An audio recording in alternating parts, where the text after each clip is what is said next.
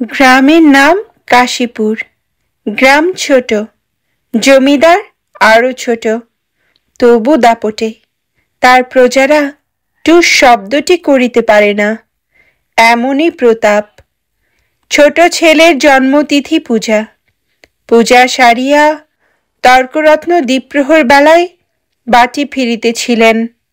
বৈশাখ শেষ হইয়া আসে, কিন্তু মেঘের ছায়াটুকু কোথাও নাই। অনাবৃষ্টির আকাশ হইতে যেন আগুন ঝরিয়া পড়িতেছে।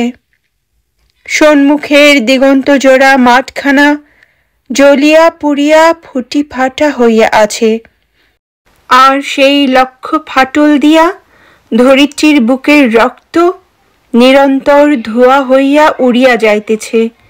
অগ্নিশিখার মতো তাহাদের সর্পিল ঊর্ধ্বগতির প্রতি চাহিয়া থাকিলে মাথা ঝিমঝিম করে, যেন নেশা লাগে। ইহারই সীমানায় পথের ধারে গফুর জোলার বাড়ি। তাহার মাটির প্রাচীর পড়িয়া গিয়া প্রাঙ্গণ আসিয়া পথে মিশিয়াছে, এবং অন্তপুরের লজ্জা সম্ভ্রম পথিকের করুণায় আত্মসমর্পণ করিয়া নিশ্চিত হইয়াছে। পথের ধারে একটা পিটালি গাছের ছায়ায় দাঁড়াইয়া তর্করত্ন উচ্চ কণ্ঠে ডাক দিলেন, ওরে ও গফরা, বলি ঘরে আছিস? তাহার বছর 10 মেয়ে দুয়ারে দাঁড়াইয়া সাড়া দিল। কেন বাবাকে? বাবার যে জ্বর। জ্বর? ডেকে দে হারামজাদাকে, পাষণ্ড শ্লেচ্ছ।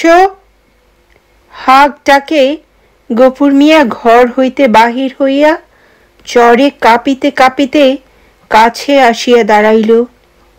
ভাঙা প্রাচীরের গা ঘেঁষিয়া একটা পুরাতন বাবলা গাছ, তাহার ডালে বাঁধা একটা সার।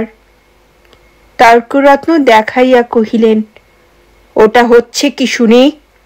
এ হিঁদুর গা, ব্রাহ্মণ জমিদার, সে খেয়াল আছে?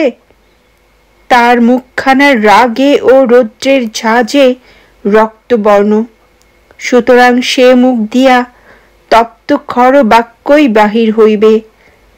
কিন্তু হেতুটা বুঝিতে না পারিয়া গফুর শুধু চাহিয়া রহিল। তর্করত্ন বলিলেন, সকালে যাবার সময় দেখে গেছি বাধা, দুপুরে ফেরবার পথে দেখছি তেমনি ঠায় বাধা। গোহত্যা হলে যে কর্তা তোকে জ্যান্ত কবর দেবে, সে বামুন নয়।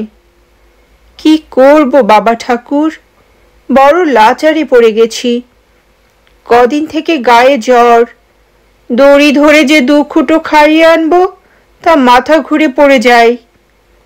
তবে ছেড়ে দে না, আপনি চারাই করে আসুক। কোথায় ছাড়বো বাবা ঠাকুর, লোকের ধান এখনো সব ছাড়া হয়নি। খামারে পড়ে খড় এখনো গাদি দেওয়া হয়নি। মাঠের আলগুলো সব জ্বলে গেল, কোথাও এক মুঠো ঘাস নেই। কার ধানে মুখ দেবে, কার গাদা ফেরে খাবে, কেমনে ছাড়ি বাবা ঠাকুর? তর্করত্ন একটু নরম হইয়া কহিলেন, না ছাড়িস তো ঠান্ডায় কোথাও বেঁধে দিয়ে দুয়াটি বিচলে ফেলে দে না, ততক্ষণ চিবক। তোর মেয়ে ভাত রাঁধেনি, ফ্যানে জলে দে না 1 গামলা খাক। গফুর জবাব দিল না। নিরুপায়ের মতো তর্করত্নের মুখের পানে চাহিয়া তাহার নিজের মুখ দিয়া শুধু একটা দীর্ঘ নিঃশ্বাস বাহির হইয়া আসিল। তর্করত্ন বলিলেন, তাও নেই বুঝি? কি করলি খড়?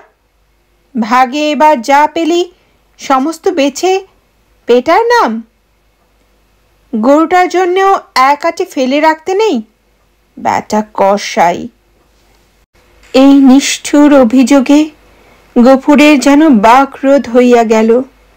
ক্ষণেক পরে ধীরে ধীরে কহিল, কাহন খানেক খড় এবার ভাগে পেয়েছিলাম, কিন্তু গেল সনের বকেয়া বলে কর্তামশাই সব ধরে রাখলেন।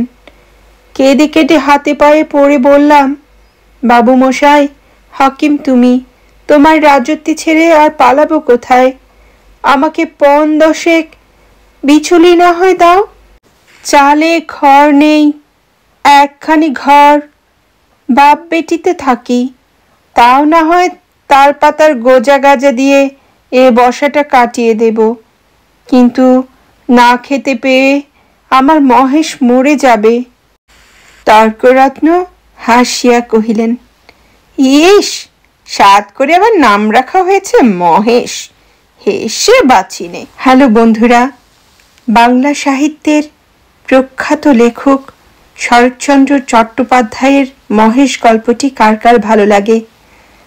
যদি ভালো লাগে তাহলে আমার গল্পের সাথে থাকুন। গল্পের দ্বিতীয় পর্বটি আসছে খুব শীঘ্রই। লাইক, কমেন্টস এবং শেয়ার দিয়ে পাশে থাকবেন। ধন্যবাদ সবাইকে।